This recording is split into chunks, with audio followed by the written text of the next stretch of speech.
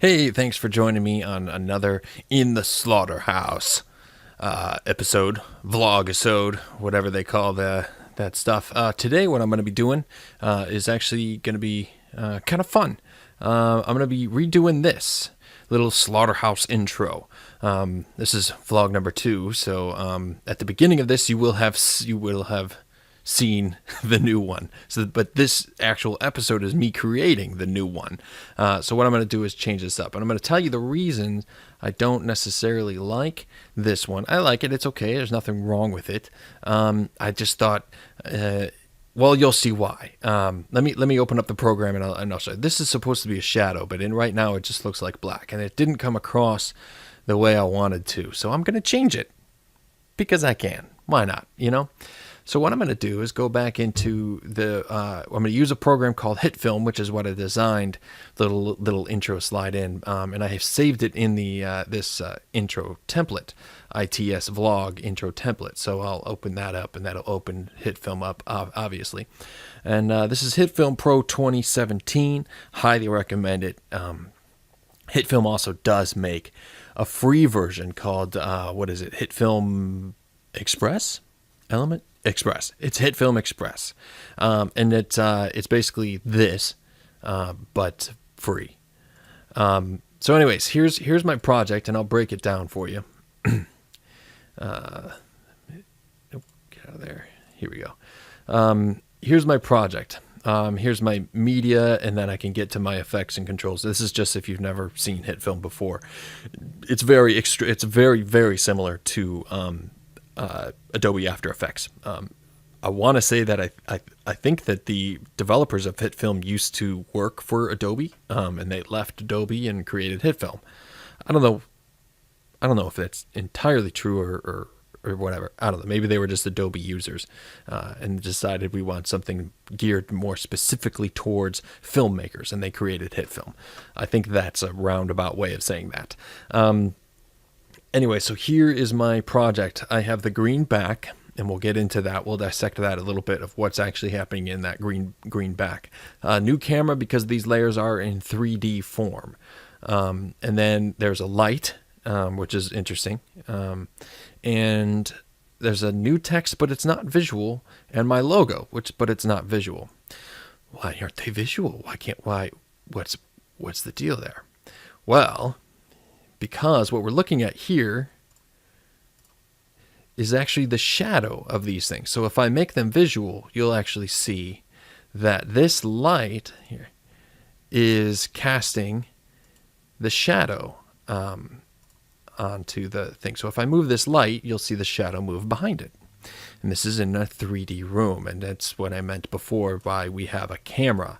Right now, I could go into the controls of this camera, and let's say I'm controlling here where the camera looks.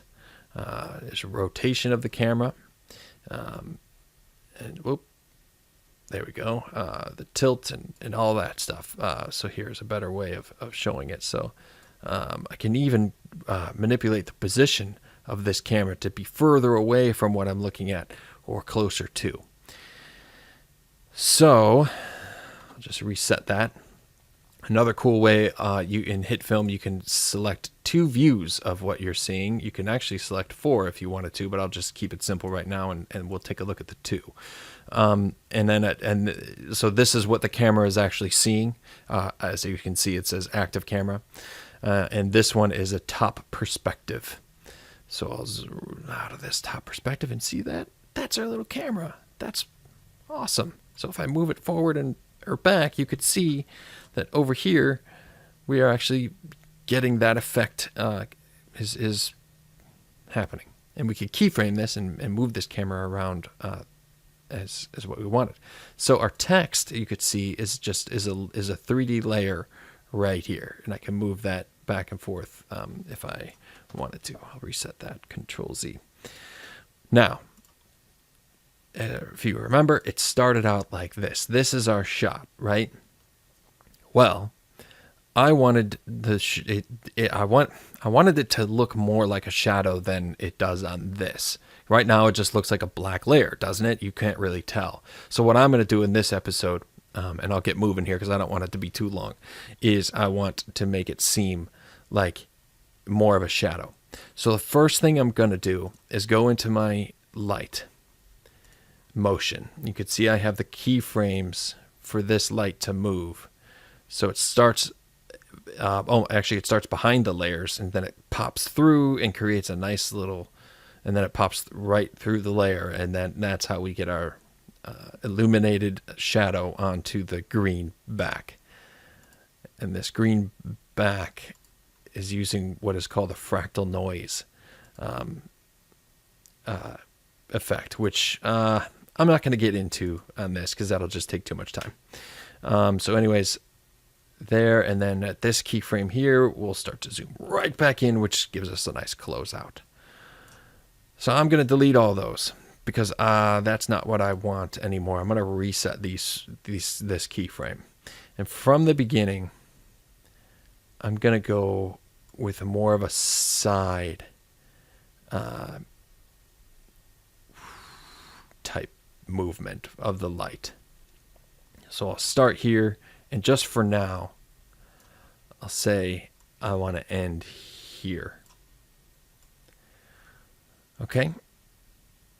And actually, you know what? Let me reset that because I feel like that's a little too far there. Let's come out a little more.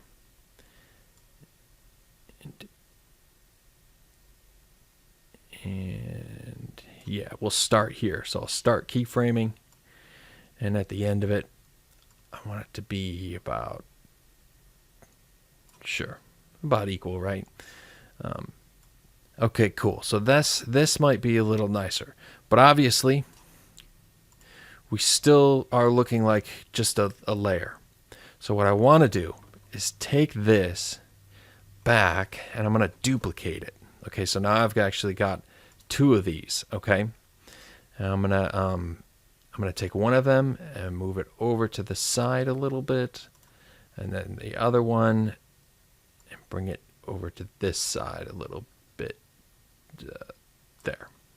Now, since this is in 3D space, what I want to do is change the orientation of these so that it kind of goes back. And then we'll get to this one, and we'll change it to go back right so that they connect right on the crosshairs of our planes. So now and we might need to do this a little bit more drastic. How about if we go back further like that?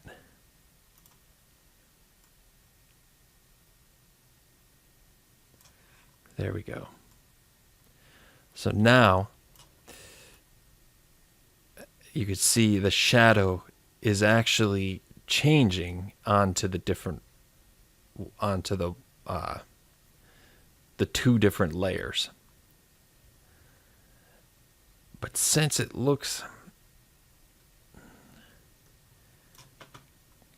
and that looks cooler, but it's harder to read. So let's see what happens if we do a little keyframing on the position of our camera. Perhaps we'll follow the light. Wait a minute. Let me go to the controls of this camera. Properties,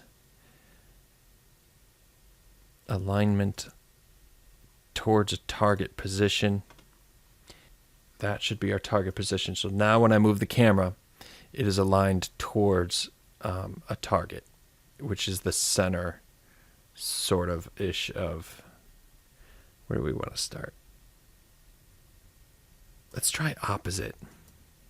So there's our first keyframe.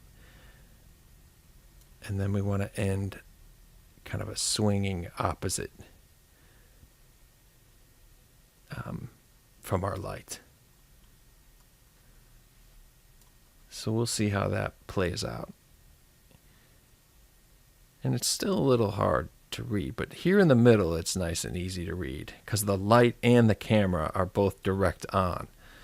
But we do have what's really interesting 3D perspective almost. But I wonder if maybe bringing the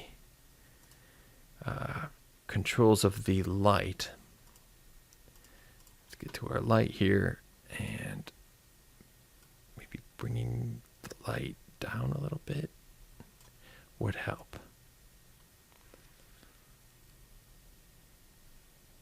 You know what else would really, really help? Is if we change the type of light to a spotlight. Yeah.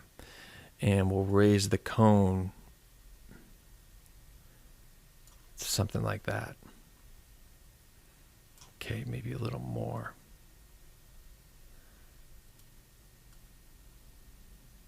Something like that. So now when the light shines over, it really kind of bends the shadow onto each wall. I think that looks cooler. I think might need to change this again sometime. Let's go back to 1. I don't want to see that.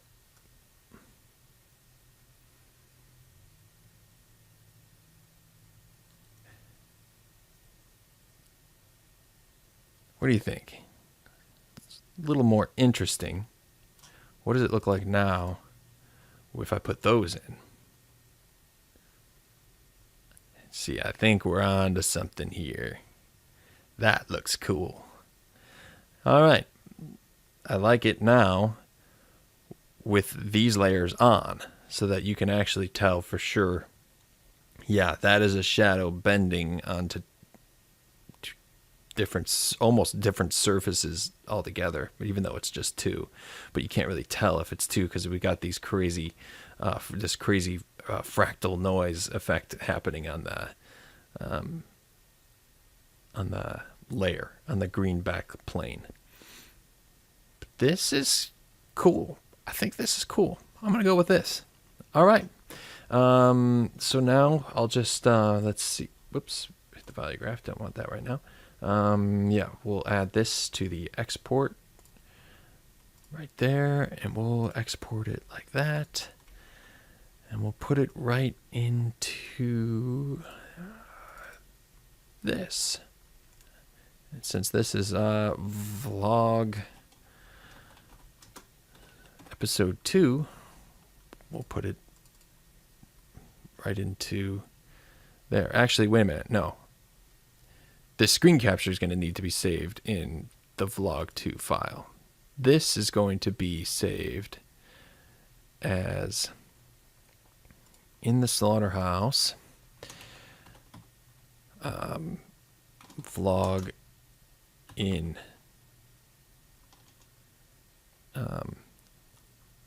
intro. Okay, I got a little confused, and now I don't know why I did this. Okay, I'm gonna scrap this. Yeah, let's just see here. Remove that. Okay, what I'm doing is actually I need to change the text to be. So I'll go to my text controls, and this is now going to be vlog 2. What are we gonna call this episode? Intro. Graphic.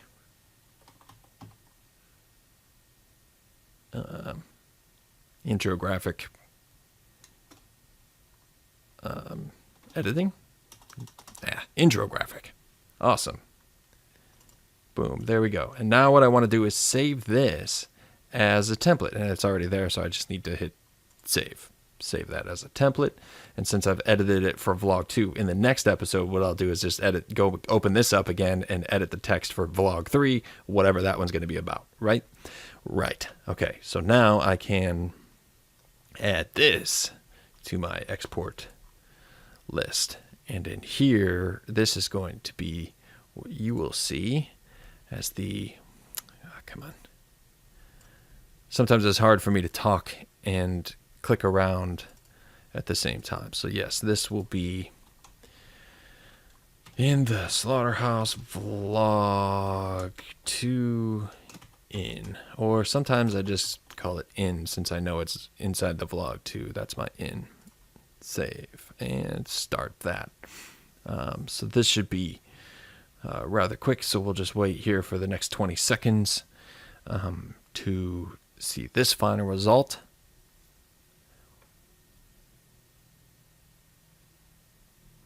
Hope everyone's doing well. I'm having a good weekend.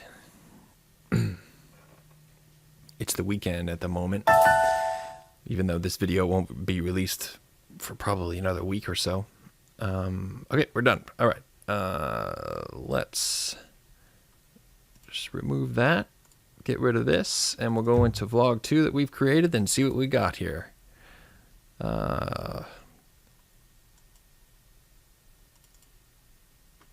Okay, what is it not playing?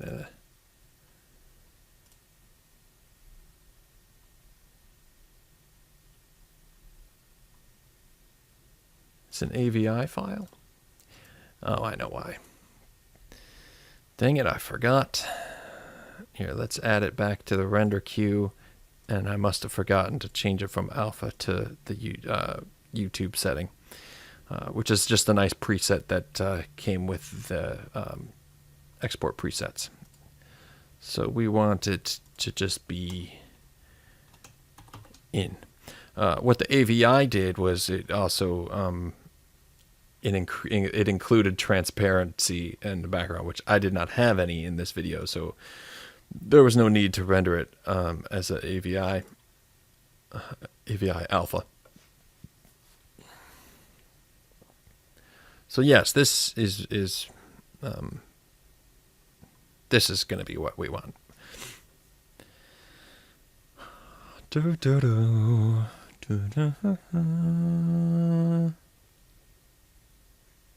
Was that ESPN? Or close to ESPN? It wasn't, but it was close. All right, we're finished. Where did my folder go? Did I close it? Here we go. Yeah, I don't need that one anymore, the AVI file. This is what we got. Much nicer. Much nicer, I think. All right, so that's that. Save that as the template version. And now I have the intro moving forward. All right, thanks again for hanging out with me, and I'll see you next time in the slaughterhouse.